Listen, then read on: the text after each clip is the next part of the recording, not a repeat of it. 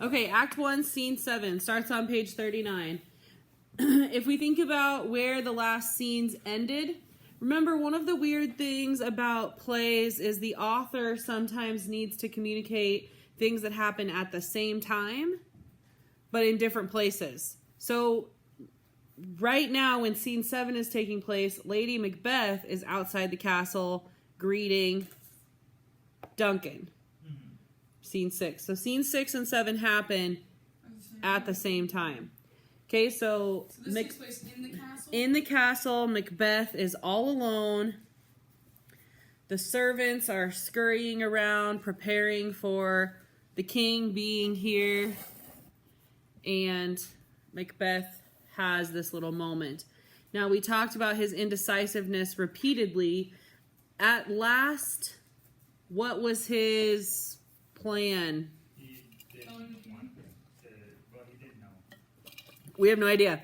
We know that Lady Macbeth intends to carry out her plan, but we don't actually know what Macbeth wants to do. Okay, Thad, you're up. If it were done when 'tis done, then 'twere well if it were done quickly. If the assassination could trammel out the consequence and catch with a secrease success, that but this blow might be the be-all and the end-all here. But here, upon this bank and shoal of time, we jump the life to come. But in these cases, we still have judgment here, that we but teach bloody instructions, which, being not, return to plague the inventor. This even-handed justice commends the ingredients of our poison chalice to our own lips. He's here in double trust. First, I am his kinsman and his subject, strong both against the deed, then, as his host, who should against his murderer shut the door, not bear the knife myself. Besides, this Duncan hath borne his faculties so meek, hath been so clear in his great office, and that his virtues will plead like angels, trumpet-tongued, against the deep damnation of his taking off, and pity like a naked newborn babe, striding the blast of heaven's cherubim horse upon the sightless couriers of the air, shall blow the horrid deed in every eye, that tears shall drown the wind. I have no spur to prick the sides of my intent, but only vaulting ambition, which overleaps itself and falls on the other. And then Lady Macbeth burst in. Okay, let's talk about this. So, at the beginning, if you look over in the side note, it says the sentence, if it were done when it was done, then 'twere done well, it were done quickly. Plays on what is the meaning of done. So think about the word done. What does done mean? Finished. A deed has been accomplished. Okay, so it could be like an accomplishment. It could mean finished. When you're in the kitchen, it means something is ready, prepared. So done actually has a lot of meanings. You can also say, I'm done. Like as in, I'm done with you. Like, no more. So it has different interpretations. Sometimes it's a positive situation, like, yeah, we're done with high school. Or we're done, as in, we're broken up. So there are different ways to interpret the word done, and Shakespeare plays on the word choice at the beginning of this. Okay, so go down to the middle. He's here in double trust, line 12, 11, 12. What double trust relationship does Macbeth have with Duncan? Well, as his subject, and then as Friends as well. As a host, he says. Okay, so kinsman and subject. So kinsman has different meanings also. It can mean friend or family. It can also mean subject. Double trust, he's also a Dane twice over, so that might be. Okay. And then as his host, like hosting here in his house, the host should want to protect the people he's hosting, not bear the knife himself. Question 3 says, what does he worry about in lines 1 through 7? Okay. What is he worried about in lines 1 through 7? Okay, so if it was done when it was done, then for done quickly. If the assassination could trammel up, which means catch, up the consequence with his surcease success, that, but this blow here might be the be-all and the end-all. It says when Jack life to come means risk the fate of my soul, so he's scared of the damnation that he's going to receive. Okay, so part of it might be his personal salvation. Also, what kind of king is Duncan, which we're going to talk about that at the bottom also.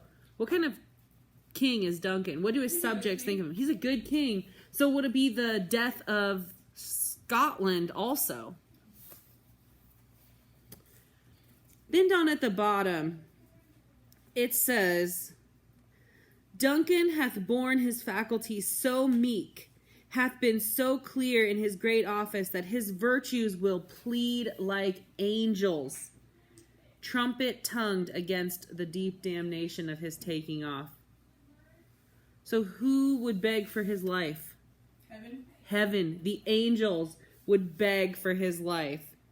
And pity like a naked newborn babe striding the blast, or heaven's cherubim horsed upon the sightless couriers of the air. So like angels pulling chariots, the wind. The world will mourn the death of Duncan. That's how good of a person he is. Okay, either one of you want to volunteer to be Lady Macbeth? I can. Okay.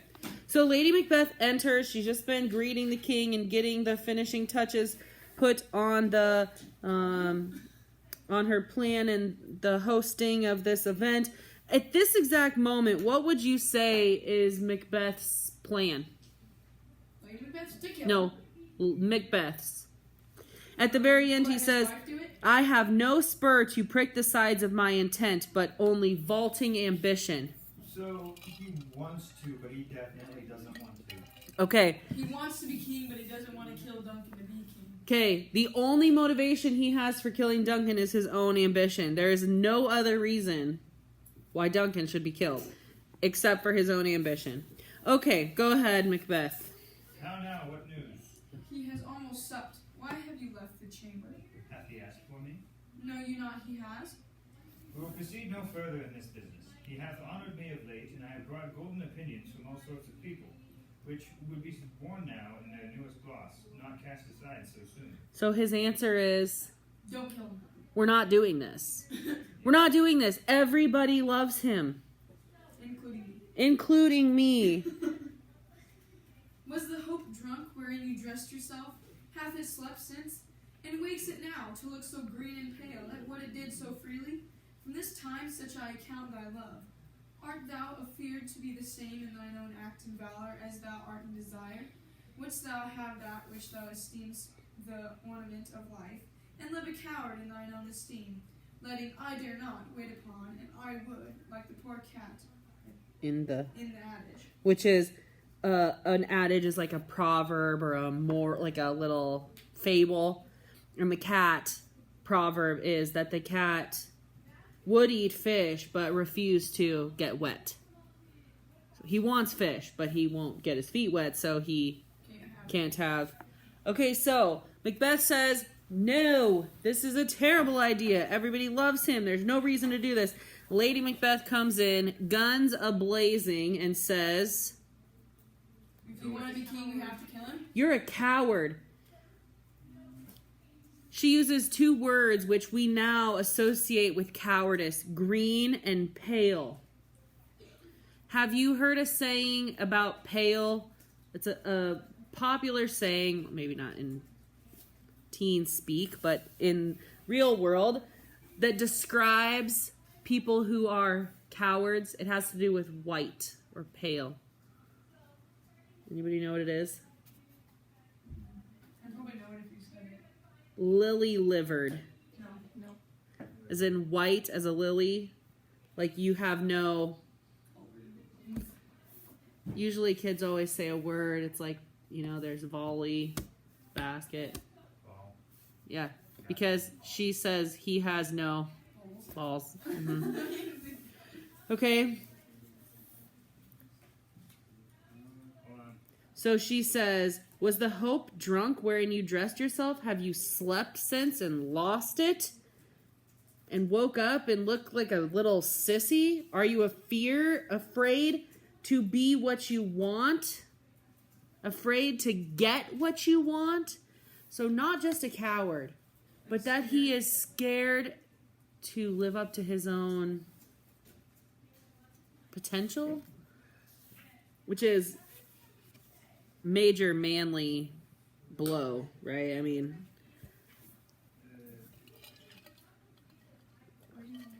What word is that? Is that a pithy? prithy.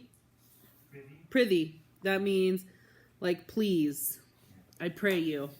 Are we ready? Yes, we are ready. Okay. Prithy, peace. I do dare all that may become a man. Who dares do more is none. What beast was it then that made you break this enterprise to me? When you durst do it, then you were a man. And to be more than what you were, you would be so much more than a man. Nor time nor place did then adhere, and yet you would make both. They have made themselves, and that their fitness now does unmake you. I have given suck, and know how tender 'tis to love the babe that milks me. I would, while it was smiling in my face, have plucked my nipple from his boneless gums, and dashed the brains out had I so sworn as you have done this. Okay, so again, we're playing on this manliness. Remember I told you gender was a major theme in this play. The issue of gender, masculinity versus femininity. We talked about this the other day. What is the thing that all female mammals can do? Milk. Nurse. Okay. She says, I have given suck and know how tender it is to love the babe that milks me. I would, while it was smiling in my face, have plucked my nipple from his boneless gums and dashed his brains out. Yeah. Had I promised you I'd do it. Yeah, but he never promised he'd do it. He just... Okay, so she is what? Crazy, yeah. She says she would take her newborn nursing babe in the most feminine moment there is in a woman's life, maybe, nursing a baby, and beat the kid's brain in if she promised she would do it. That's how committed she is to him. Now, that brings up a very good point, which we're going to talk about as the play goes on. Did he say he was going to do it? No. He never told her that. So unless there was some conversation that Shakespeare left out, conversation between the two, he never said he would. But she is making him feel inadequate, guilty, weak, like he's letting her down. Okay, Macbeth. If we should fail.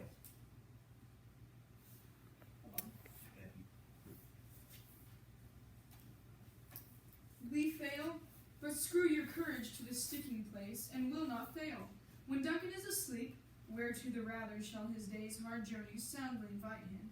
His two chamberlains will I with wine and wassail, so convince that memory, the warder of the brain, shall be a fume, and the receipt of reason a limbeck only. When in swinish sleep their drenched natures lies as in a death, what cannot you and I perform upon the unguarded Duncan? What not put upon his spongy officers who shall bear the guilt of our great club?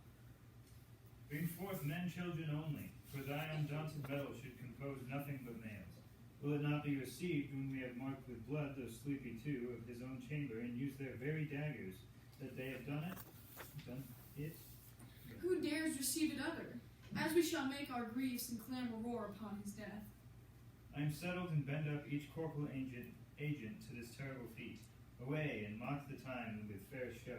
False face must hide with the false heart doth know. Dun, dun, dun. Okay. Okay, so what is Lady Macbeth's plan? Kill him and To watch sleep. kill his, or get his chamber people so drunk that they pass out. Okay, so the way I envision this, Duncan's chamber has like an ante room right outside of it, like a little parlor, sitting room kind of thing. And sitting outside of his door will be two guards. And Lady Macbeth will Give them drink. get them drunk. And once they pass out, Take their knives or kill them. take their daggers and use them to Kill the king. kill the king. Then, after they have done that, they will Put them back. take the bloody daggers and put them In their hands. in the hands of the guards. And Macbeth says, "Won't it look like the guards did it?" Lady Macbeth's like, "You really are stupid. Yeah, That's the whole point. Make it seem like they did it." Macbeth says, "Who's going to believe that?" She says, "We'll put on a good show. No one will doubt." Macbeth's in that? He said, "What if they say no?" And she said, "Nobody will believe them. We're going to put on a show. Sell it. Nobody will not believe us. You're Macbeth. Everybody thinks you're the best thing since sliced bread."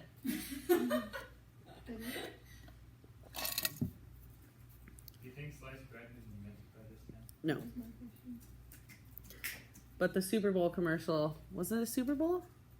Commercial about sliced bread was hysterical. Macbeth decides to go along with her plan. Yeah, just like that, he changed his mind again. So, what does Lady Macbeth first accuse Macbeth of, and then what is her second Yeah. action? It's lines 53 for 54 for the first one, And then the more reasons back in 12 and 20, we can do those next. Okay, well, on page 41, when she says, "and wakes it now to look so green and pale," she's calling him a coward. Then on the next page, she says, "when you would do it, then you were a man. And to be more than what you were, you would be more the man." So if he doesn't do this, he's A woman? a woman. Yeah. So first she calls him a coward. Then she says, if you are being unmanly. So both of them are calling him cowards, but one she just straight up says, "You're acting like a woman." Or you would be like a woman. Which is clearly an insult. Yeah, insult wouldn't warrant me killing anybody, I don't think. What about... Okay, so You wouldn't it says, think. what are more reasons Macbeth gives in lines 12 through 20? Is that like... That's the angels would mourn his death. Is this 3 more reasons? I said that he's a kinsman, subject, and the host of the king. Okay, it's not the double trust too, it's the other ones. Duncan is so good and has been such a great leader that the heavens will mourn his death. The wind will mourn his death. And the angels? Mm-hmm. That the tears of the Scottishman would drown the wind.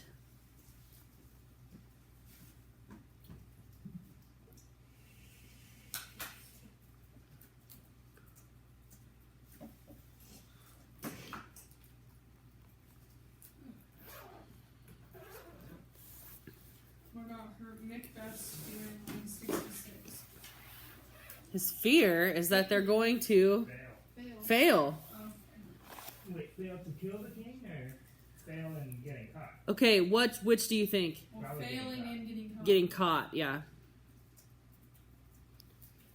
We just read scene 7. We're gonna watch it. Okay, I'm gonna play the movie.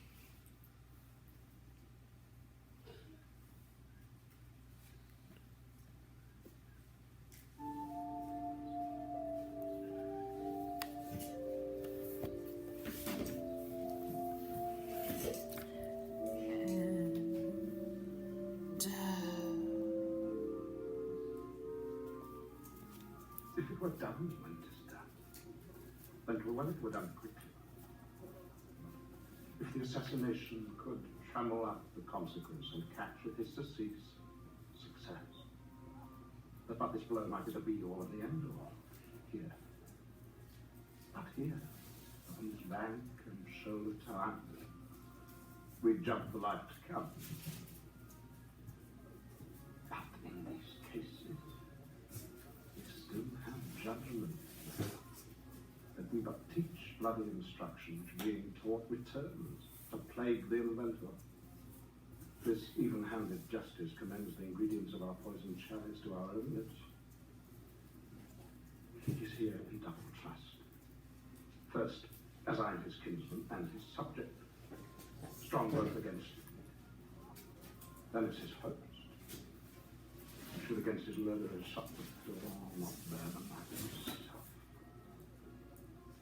Besides, this Duncan hath borne his faculties so meek, hath been so clear in his great office, that his virtues will plead like angels, trumpet-tongued against the deep damnation of his taking off, and pity, like a naked, newborn babe, striding the blast, or heaven's cherubim, horsed upon the cycler's couriers of the air, will blow the horrid deed in every eye, that tears will drown the wind.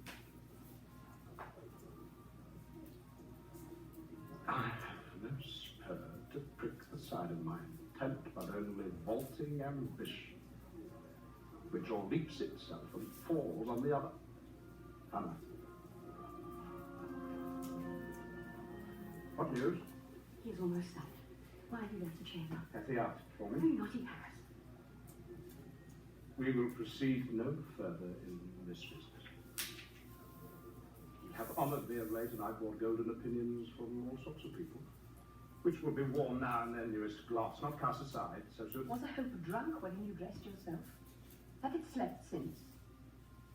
And wakes it now to look so green and pale at what it did so freely? Huh? From this time, such I account thy love. Art thou afeared to be the same in thine own act and valour as thou art in desire? Wouldst thou have that which thou esteemest the ornament of life, and live a coward in thine own esteem, letting I dare not wait upon I would, like the poor cat of the adage? I dare do all that may become a man, and who dares do more is none. What beast was then that made you break this enterprise? Do we need to go submit these on Schoology? When you dressed, then you were a man. And the more than what you were, you would be so much more of a man. Nor time nor place did then adhere, and yet you would make both. They have made themselves. And that their fitness now does unmake you. I can suck. I know how tender 'tis to love the babe that milks me. I would, while it was smiling in my face, have plucked my nipple from its boneless gums and dashed the brains out, had I so sworn, as you have done to this. If we should fail, We fail. But screw your courage to the sticking place, and we will not fail. When Duncan is asleep, which of the rather should his day's hard journey soundly invite him, his two chamberlains, who now with wine and wassail, so convinced that memory, the water of the brain, shall be a fume, and the receipt of reason a limbeck only, when in swinish sleep their drenched natures lie as in a death. What cannot you and I perform upon the unguarded Duncan? What not put upon his spongy officers? Or should bear the guilt of our great crown? bring forth men and children only, for thy undaunted methods should compose nothing else. Was it not very strange when we had marked with blood the secret two of his own chamber and used their very day? That they have done it. Who dares receive it, other? As we shall make our griefs and clamour roar upon his death. I am settled and bend up each corporal agent to his terrible feet. I unlock the tongue of fairest shut. False face must hide what the false heart doth know.